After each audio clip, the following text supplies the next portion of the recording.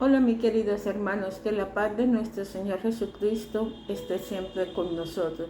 Seguimos con nuestro estudio de Levítico. Hoy vamos a ver una vida limpia, Levítico 12:1 al 15:33. Te recomiendo que nos sigas en la Biblia y que sigas leyendo las lecturas porque nosotros por este medio no se puede realizar debido al tiempo. Según la enseñanza de Levítico, algunas formas en que se incurría en impureza no eran necesariamente pecaminosas. En los capítulos 12 y 15 tenemos varios ejemplos de esto. El parto no es en ninguna forma algo pecaminoso. No obstante, Dios exigía que la mujer se purificara, pues mientras no lo hiciera, no podía participar en el curso de los israelitas ni acercarse al tabernáculo. Las mismas restricciones se aplicaban a todo tipo de impurezas, 15:31, así como a ciertas enfermedades contraídas voluntariamente como la lepra, 13 al 14, u otros trastornos físicos, el 15. Todos estos ejemplos nos dan una idea más clara y justa de lo que Dios considera puro e impuro. La purificación postnatal del hijo, del 12 al 1:4. Según esta ley, después de dar a luz, la mujer quedaba impura por 7 días, 12:2. No se explica en qué consistía la impureza. Hay quienes que creen que era un recordatorio de la transmisión del pecado al recién nacido. Otros que el organismo de la mujer necesita cierto tiempo para desechar los restos de flujo de sangre y placenta que se alojaba en el cuerpo, que son impuros. Ambas cosas pueden ser ciertas, ya que la ley mosaica da mucha importancia a la pureza e integridad del cuerpo humano. Por eso el creyente debe mantenerse puro. Al 8.º día, después del periodo de impureza, el niño debería ser circuncidado. La circuncisión era la señal del pacto abrámico, Génesis 17, 1 al 2, 10 y 15, y la identificación de que un individuo pertenecía a la descendencia de Abraham y el pueblo escogido de Dios. Otros 33 días deberían transcurrir para completar la purificación. Durante ese tiempo, la mujer debería abstenerse de tocar cosas santas y de ir al santuario. 12:4. Hay que entender que todo el periodo de purificación de la mujer servía también como una especie de dieta o cuarentena para que convaleciera y se recuperara del parto. Es conveniente que la mujer guarde un periodo de reposo para ayudarle a restablecer su cuerpo y sus funciones normales antes de reintegrarse en algún trabajo. Se advierte en toda esta enseñanza acerca del cuidado y purificación de la madre y su prole. El interés de Dios en su infinita sabiduría tiene de la salud reproductiva de la mujer. En estos días es que la maternidad se subestima tanto. Es maravilloso saber que el Señor diseñó todo esto para proteger a la madre. Dios es el experto más grande en el tema de la descendencia.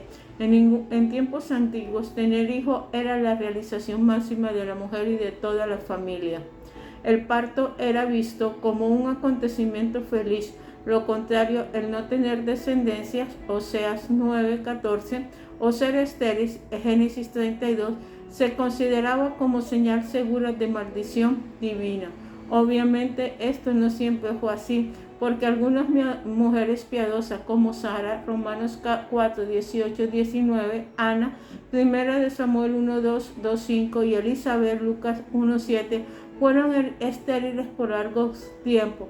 Con frecuencia la promesa de bendiciones divinas estaba relacionada con la descendencia, Génesis 17, 6 al 8, Oseas 1, 10. El Señor se goza de la descendencia de toda la familia de la tierra, especialmente la de hombres y mujeres piadosos limpios de purificación. La purificación prenatal de una hija era totalmente diferente, 12:5. Cuando la mujer paría una niña, el tiempo de impureza y de purificación era exactamente el doble, 14 y 66 días respectivamente. No se aplica en el pasaje porque era así, pero todas las provisiones de Dios son perfectas y puras. para el bien de las personas. El capítulo 12, del 6 a 8, da las instrucciones para purificarse. La santificación requerida para la purificación de la mujer era el holocausto y la expiación, que era una ofrenda por el pecado. Esto último no se exigía porque se consideraba el parto pecado, sino porque era un sacrificio convencional de los pecados para todo el que se acercaba al tabernáculo, incluso para los sacerdotes. Era menester ofrecer sacrificio expiatorio a menudo, y el sacrificio expiatorio por excelencia que se hacía cada año se describe en Levítico 16. Cuando la familia era pobre, podía presentar su ofrenda exigiendo el privilegio de los que tenían recursos limitados. 12:8. En tal situación se podía presentar 2 tórtolas. Este fue el caso de María, Madre del Señor. Lucas 2:24. Pensemos, mi querido hermano, es muy interesante notar el cuidado del Señor para la mujer y su maternidad. Los seres humanos debemos agradecer la bendición y protección con que nos ha sustentado todos los que nacimos. En este tiempo en que se promueve el aborto, la violencia contra la mujer, el hogar y la sana doctrina, debemos recuperar los valores bíblicos que exaltan la maternidad, la pureza del matrimonio y la fe en Dios. El cristiano debe apoyar todo esfuerzo encaminado a conservar la vida y desalentar las prácticas del aborto. Para los esposos cristianos, el cuidado adecuado de su mujer y de su maternidad es prueba de su fiel mayordomía. Además, y por encima de todo, deben compartir la vida espiritual que poseen, evangelizando a los suyos y a los perdidos y discipulando a sus hermanos. Leyes acerca de la lepra. 13:14. ¿Qué forma de impureza era la lepra? No debe pensarse que las reglas para el tratamiento de este problema se refería únicamente a lo que hoy se conoce como lepra o mal de Hansen. Más bien, abarca una gran variedad de enfermedades o erupciones de piel, tales como el vitiligo, la tiña, 13:30, hinchazones, erupciones, manchas blancas, 14:56. La asociación con quemaduras, 13:24, o cierta forma de calvicie, 13 del 42 al 44. La piel es uno de los órganos más resistentes del cuerpo, pero también el más expuesto a enfermedades. De allí la importancia, mi querido hermano, de estas leyes. Recuerde que para Dios es vital la salud e integridad, tanto física como espiritual, de sus hijos. La lepra era más que un padecimiento, era un estigma social que se incluía a la que le padeciera de la convivencia normal con el resto de la población. 13:46, número 5:2. Se consideraba también una maldición divina o símbolo del pecado.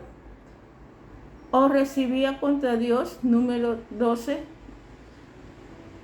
segunda de Crónicas 26, 16, 21, Isaías 16, Salmos 51, 17. Las erupciones cutáneas descritas no siempre eran consideradas trastornos que hacían impureza a la persona, ya que algunas eran inmundas. El sacerdote determinaba la diferencia, inspeccionando la piel del afectado y a veces recluyendo temporalmente para luego volver a observarlo. A los que padecían de calvicie natural se les consideraba limpio, versículo 40, así como a quienes sufrían de quemaduras que hubieran sanado bien aunque dejaran cicatriz, versículo 28.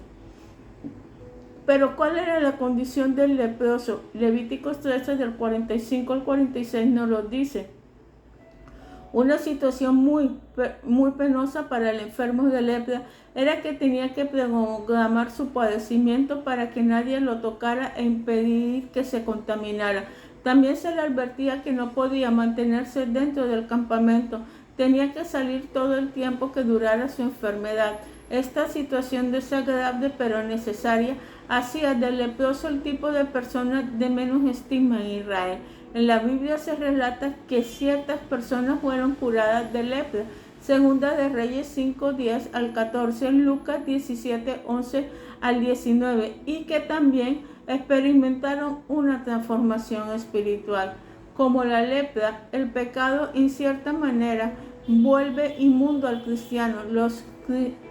Las escrituras nos exhortan a no marcharnos con el pecado, 2 Corintios 6, 17, y limpiarnos de la inmundicia y todo aquello que afecte nuestra vida espiritual, 1 Corintios 5, 7, 8. ¿Quién subirá al monte de Jehová? ¿Y quién estará en su lugar santo? El de manos limpias y puro de corazón. Salmo 24, 3, 4. La limpieza de la lepra, porque había personas que se sanaban, 14, 1 al 51. En esta sesión tenemos 3 propósitos. Primero, aprender a identificar a una persona inmunda debido a la lepra. Segundo, explicar cómo se purifica a alguien que ha sanado de lepra. Y tercero, enseñar al pueblo de diferencia entre lo limpio, lo inmundo y lo limpio. Este es el propósito de la sesión del Levítico del capítulo 11 al 16. El ritual para purificación es muy meticuloso. Requería 2 aves, una de las cuales se inmolaba como símbolo de purificación y la otra se soltaba como símbolo de la nueva libertad que experimentaba la persona que había quedado totalmente limpio de lepra. 4 y 7 versículos. Después debería afeitarse y lavarse, versículo 8 y 9. Finalmente, era responsable de presentar una ofrenda expiatoria por la culpa, un holocausto y una oblación. Versículos 12, 13, 21 y 31. Un aspecto interesante de la enseñanza de este pasaje es que se podía diagnosticar la lepra en una casa, algo parecido a una plaga. Hace referencia también a la lepra de la ropa. En tal caso, el sacerdote podía mandar a retirar las piedras o raspar las paredes interiores de la casa infectada o hasta derribarlas si era necesario. Versículo 43-45. Lo anterior nos enseña cuán importante es para Dios la pureza e higiene de su pueblo, ya que tomando en cuenta inclusive el mantenimiento de las propiedades, cuánto es importante será para los cristianos mantener la pureza en nuestra vida física y espiritual.